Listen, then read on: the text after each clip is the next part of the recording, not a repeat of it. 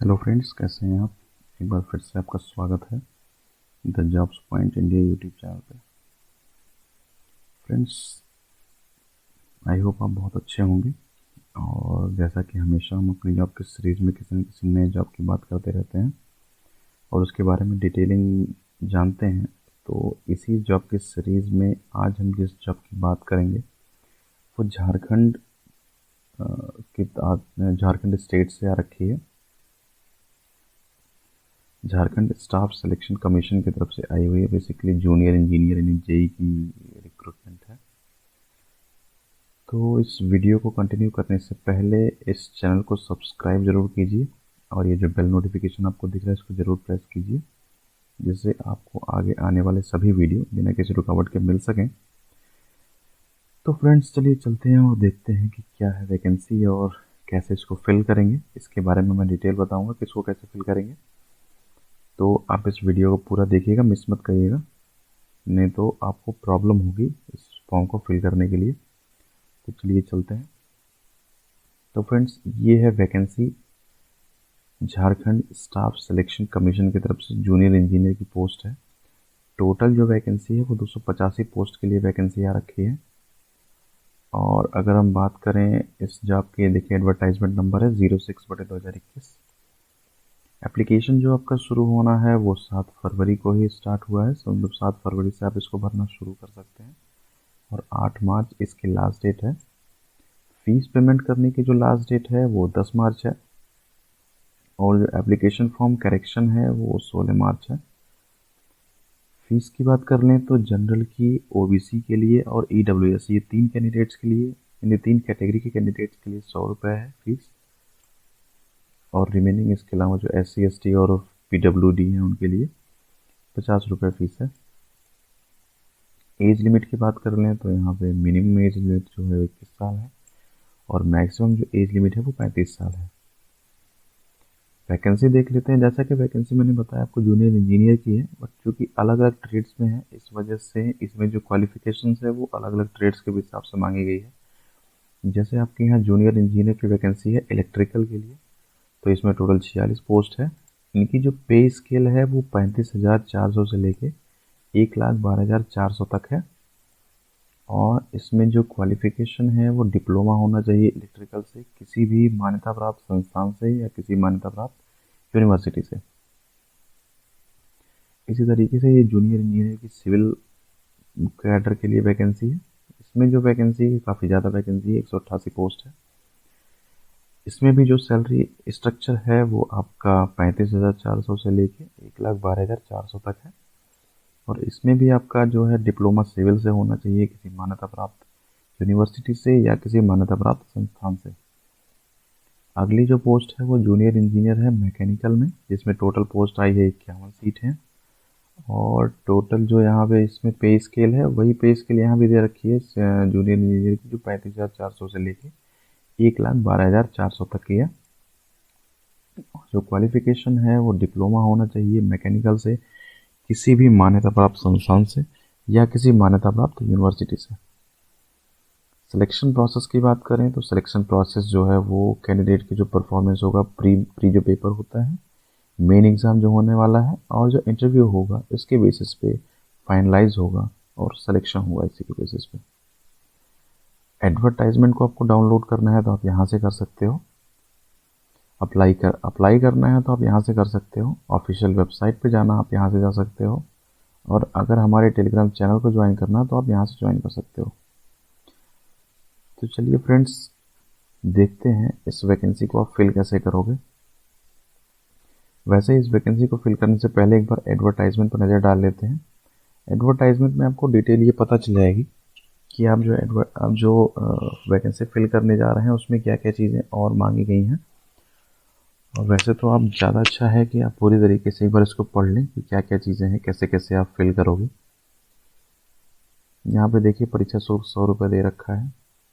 जो रिक्तियों का विवरण है वो यहाँ आप देख सकते हो। जैसे यहाँ पे इलेक्ट्रिकल का है तो अनारक्षित कितनी सीटें हैं, SC की कितनी सीट है, ST की कितनी सीट है, पिछड़े वर्ग की कितनी सीटें हैं, वो आप इस वैकेंसी को, सॉरी, इस एडवर्टाइजमेंट को आप जब पढ़ोगे तो आपको समझ में आएगा।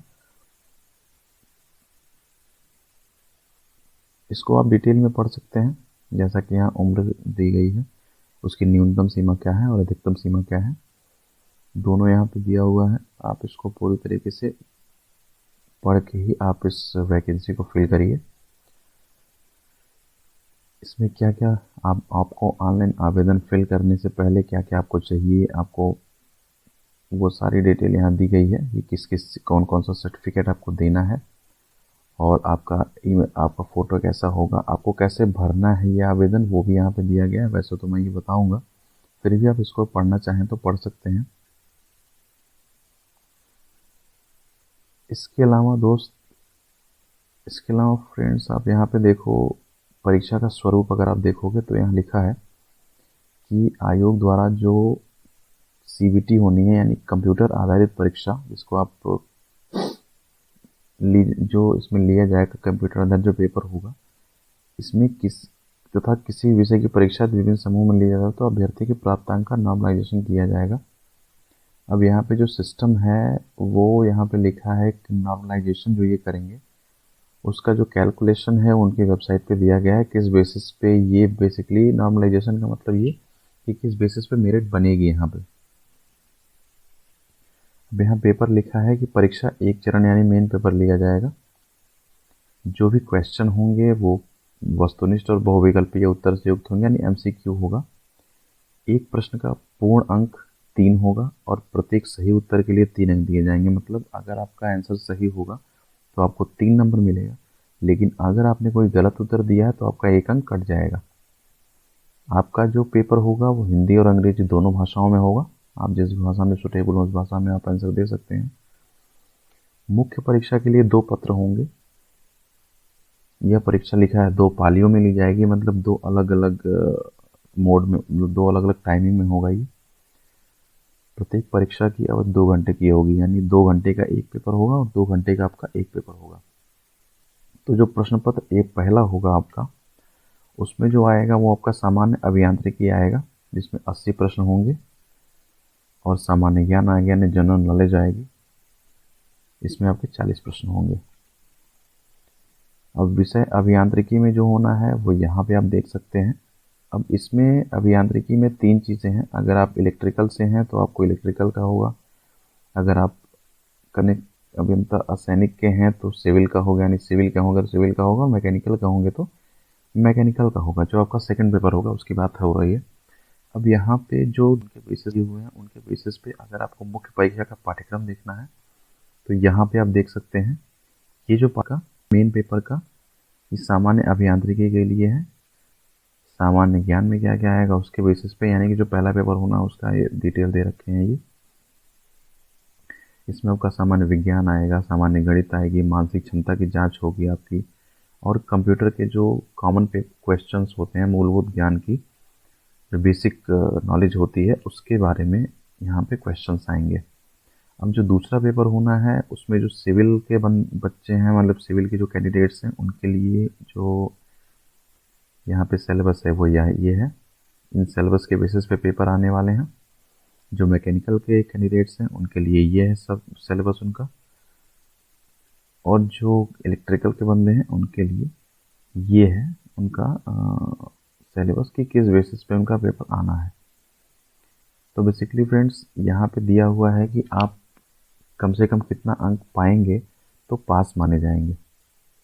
अब यहाँ पे दिया है कि निम्न न्यूनतम अर्हतांक से कम अंक पाने वाले अभ्यर्थियों को मेधा सूची में शामिल नहीं किया जाएगा। मतलब ये कि जैसे ये अनारक्षित है, मतलब जो जनरल कैंडिडेट हैं, अगर वो 40% से कम नंबर पाएंगे तो वो कंसीडर ही नहीं किए जाएंगे इसमें, यानी कि वो पूरी तरह से समझिए फेल हैं, उनको यहाँ पे लिया ही नहीं जाएगा।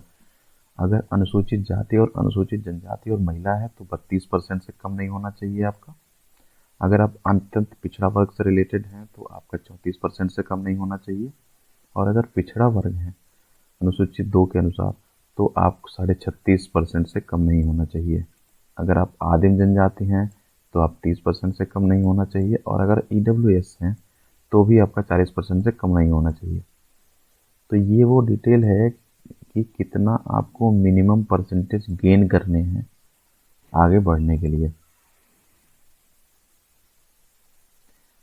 इसके बाद की बात करें फ्रेंड्स, तो ये सारे डिटेल्स हैं। आप अब जैसे यहाँ पे लिखा हुआ है जो परीक्षा फल आएगा उसके साथ, परीक्षा फल प्रकाशन होने के 7 दिनों के अंदर, यानी जिस दिन रिजल्ट आएगा उसके 7 दिन के अंदर अगर आप किसी परीक्षार्थी को कोई प्रॉब्लम है और उसको पुनर्मूल्यांकन कराना है तो उसको 500 रुपये पे करने होंगे। वो ऑप्शन आपको इनकी वेबसाइट पर मिल जाएगा कि आप कैसे उसके लिए आवेदन करेंगे।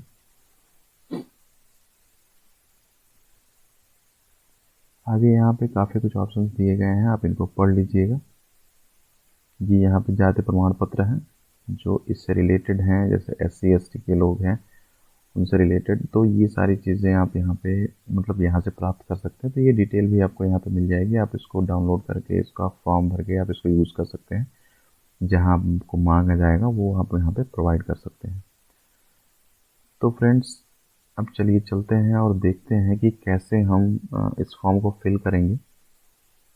आप यहाँ ऑफिशियल वेबसाइट पे आएंगे। आप ऑफिशियल वेबसाइट पे यहाँ से भी जा सकते हैं या डायरेक्टली आप ये जो यहाँ पे वेबसाइट लिखी हुई है वेब URL, इस वेब URL को ब्राउज़र में डायरेक्टली कॉपी कर सकते, मतलब डायरेक्टली आप लिख सकते हैं, तो भी आप इस लिंक पे आ जाएंगे। ये है झारखंड स्टाफ सिलेक्शन कमीशन की वेबसाइट। आप यहाँ पे जब आएंगे तो यहाँ देखिए लिखा है application form apply, important links में आप यहाँ क्लिक करेंगे। जैसे ही आप यहाँ क्लिक करेंगे वो आपको यहाँ लेके आएगा। अब यहाँ पे आपको online application form for JDL CCE 2021 इस पे अप्लाई करना है, ये ध्यान रखिएगा। यहाँ 3 अलग अलग ऑप्शन हैं।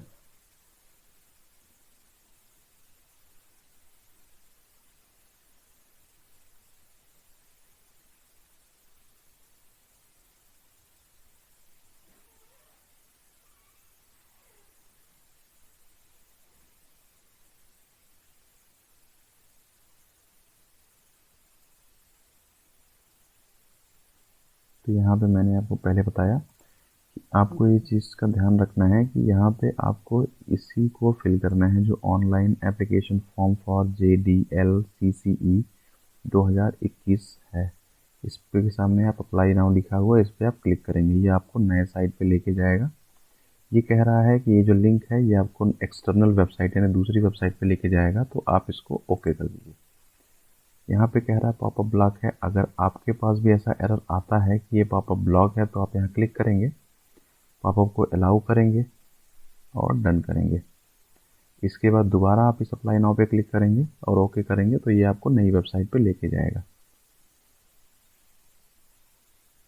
और फ्रेंड्स, जब आप इस नई वेबसाइट पे आएंगे तो यहाँ देखिए इंपॉर्टेंट नोटिस में पहले ही वो सारे डिटेल दिए गए हैं कि 7 फरवरी से स्टार्ट है, 8 मार्च है, 10 मार्च को लास्ट डेट है एग्जामिनेशन फ़ी का, 13 मार्च को आप लिखा है लास्ट डेट, जो फ़ोटो अपलोड की सिग्नेचर की लास्ट डेट है वो 13 मार्च है। एप्लीकेशन फॉर्म को एडिट करने की टाइम है 16 मार्च। आवेदन शुल्क आप, ये सारे डिटेल यहाँ दिए गए हैं। तो ये सारे डिटेल यहाँ पे ऑलरेडी दिया गया है। तो अब आपको यहाँ पे अगर आप इसके पहले रजिस्ट्रेशन कर चुके हैं तो आप यहाँ पे न्यू रजिस्ट्रेशन नहीं करेंगे, आप सीधा लॉगिन करेंगे। अगर आप नया रजिस्ट्रेशन आपने नहीं किया है तो आप यहाँ पे क्लिक करिए। आप यहाँ क्लिक करेंगे तो ये सारा डिटेल आपसे पूछेगा कि आर यू इंडियन सिटीजन, आप लिखिए yes. Are you local resident of Jharkhand, अब यहाँ पे पूछा गया है कि क्या आप झारखंड के लोकल निवासी हैं। तो अगर आप झारखंड के लोकल निवासी हैं तो आप यस करेंगे, अगर नहीं है तो नो करेंगे।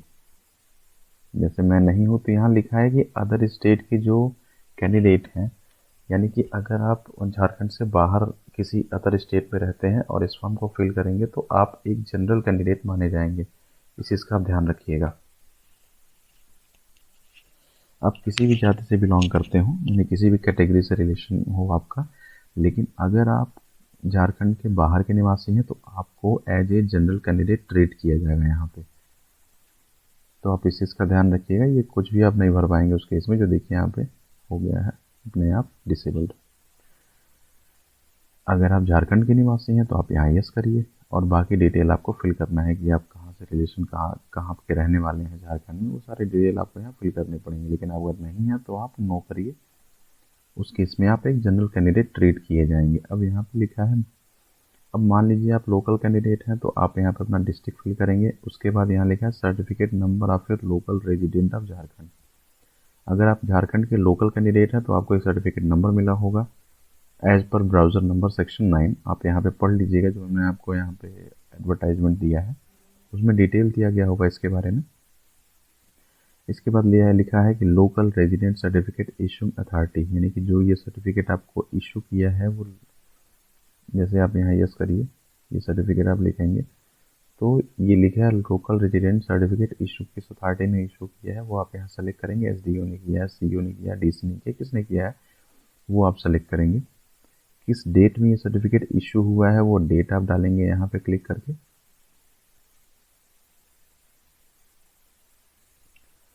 उसके बाद आप यहाँ फिल करेंगे matriculation from affiliated school institution college situated with in geographical area of Jharkhand state.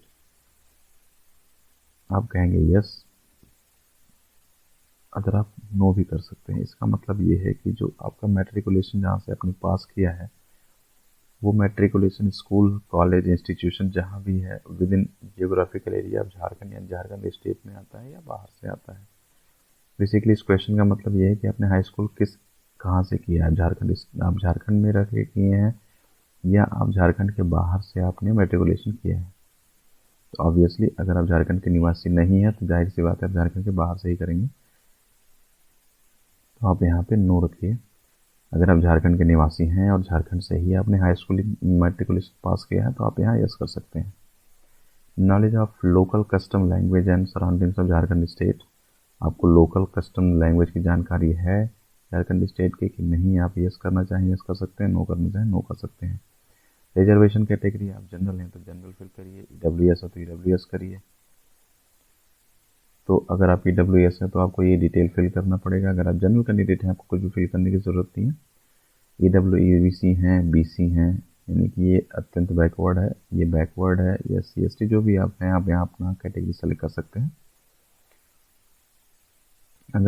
अगर आप किसी ऐसे कैटेगरी से बिलोंग करते हैं जो रिजर्व कैटेगरी है तो उस केस में आपको ये सारे डिटेल पे फिल कर पड़ेंगे। ये सारे डिटेल आपको डालने पड़ेंगे कि आपका सर्टिफिकेट का नंबर क्या है, किस अथॉरिटी ने इशू किया है, किस डेट में इशू किया है। अगर आप पीडब्ल्यूडी कैंडिडेट हैं तो आप यहाँ यस करेंगे, तो यहाँ लिखा है कि कम से कम 40% डिसेबिलिटी होनी चाहिए, नहीं तो कोई फ़ायदा नहीं है। तो आप अगर 40% डिसेबिलिटी है और आप एक डिसेबल्ड पर्सन हैं तो आप यस करेंगे, अदरवाइज आप यहाँ पे नो करेंगे। यस करेंगे तो आपको ये डिटेल फिल करनी पड़ेगी, किस टाइप की डिसेबिलिटी है, सर्टिफिकेट नंबर आपको डालना पड़ेगा, किस डेट में इशू हुआ है, ये सारी डिटेल आपको फिल करनी पड़ेगी। आप एक एक्स सर्विसमैन है, अगर आप कहते हैं यस तो आपको डिटेल फिल करनी पड़ेगी, आप कहते हैं नो तो आपको ये डिटेल फिल नहीं करनी पड़ेगी। आगे लिखा है do you claim reservation under sports quota, यानी कि आपने कोई स्पोर्ट्स कोटा के अंतर्गत आपने अप्लाई कर रहे हैं तो यस लिखिए, तो आपको ये डिटेल स्पोर्ट्स कोटा के तहत भरनी पड़ेगी, नहीं तो आप नो करिए। फिर आप अपना नाम यहाँ फिल करेंगे, आप जेंडर फिल करेंगे, मेल हैं फीमेल हैं या अदर हैं। मोबाइल नंबर फिल करिए, कंफर्म मोबाइल नंबर डालिए, ईमेल आईडी डालिए, ईमेल आईडी को दोबारा लिखिए यानी कंफर्म करिए, डेट ऑफ बर्थ डालिए और आप यहाँ पे कैप्चा कोड जो आपको यहाँ पे दिख रहा है वो यहाँ लिखिए और फाइनली आप सबमिट कर दीजिए। तो इस तरीके से आपका रजिस्ट्रेशन कंप्लीट हो जाएगा एक नए कैंडिडेट के लिए। एक चीज़ आप यहाँ ध्यान रखिएगा, यहाँ पे जो ये रेड कलर से दिए हुए हैं ये आपको मैंडेटरी है फिल करने। ऐसा नहीं है कि ये फिल करना मैंडेटरी है, क्योंकि यहाँ पे तो इसके बेसिस पे डेटा है, लेकिन मैं इसकी बात कर रहा हूँ जो ये नीचे के डेटा दिए गए हैं इनमें ये जो रेड कलर से लिखे गए हैं ये आपको मैंडेटरी है फिल करने। बिना इसको फिल किए आप सबमिट नहीं कर सकते। वैसे तो आप सबमिट करेंगे तो आपको वैसे भी एरर दे देगा ये। तो फ्रेंड्स ये है कि आप कैसे इसको फिल करोगे, ये रजिस्ट्रेशन का सीन था। जैसे ही आपका रजिस्ट्रेशन कंप्लीट हो जाएगा आप इसको लॉगिन पे क्लिक कर सकते हो। तो आपको जैसे ही आप रजिस्ट्रेशन कर लोगे तो आपको एक एप्लीकेशन नंबर और एक पासवर्ड जनरेट होकर मिल जाएगा। आप ये वाली कैप्चा कोड यहाँ लिखोगे, लॉगिन करोगे। लॉगिन करने के बाद फर्दर प्रोसेस आपको करना है। फर्दर प्रोसेस का मतलब कि आप अपना डॉक्यूमेंट अपलोड कर सकते हो, अपनी फ़ोटो अपलोड कर सकते हो। वो डॉक्यूमेंट और फ़ोटो अपलोड करने के बाद आपको पेमेंट करना होगा। पेमेंट करने के बाद एक फ़ाइनल सबमिट आप करोगे। फाइनल सबमिट करने के बाद आपको आपके पूरे एप्लीकेशन का प्रीव्यू दिखाएगा। प्रीव्यू जो शो करेगा उस प्रीव्यू को आपको प्रिंट करके आपको रख लेना चाहिए अपने फर्दर रेफरेंस के लिए, और उसके बाद आप इसको फाइनली सबमिट करके इसको कंप्लीट कर सकते हो। तो फ्रेंड्स, ये था डिटेल कि आप इस एप्लीकेशन को फिल कैसे करेंगे। फिर भी आपको अगर कोई भी डाउट हो तो आप हमें ज़रूर कमेंट बॉक्स में लिखिए, हम कोशिश करेंगे आपके सवाल का जवाब देने की। और फ्रेंड्स, आपको ये वीडियो कैसी लगी हमें ज़रूर बताइएगा कमेंट बॉक्स में लिख के। ये सारे डिटेल्स जो मैं आपको यहाँ लिंक्स आपको दिख रहे हैं, ये सारे लिंक्स आपको इस वीडियो के डिस्क्रिप्शन बॉक्स में मिल जाएंगे। आज के लिए इतना ही, कल फिर मिलेंगे एक नई वैकेंसी के साथ। तब तक के लिए बाय।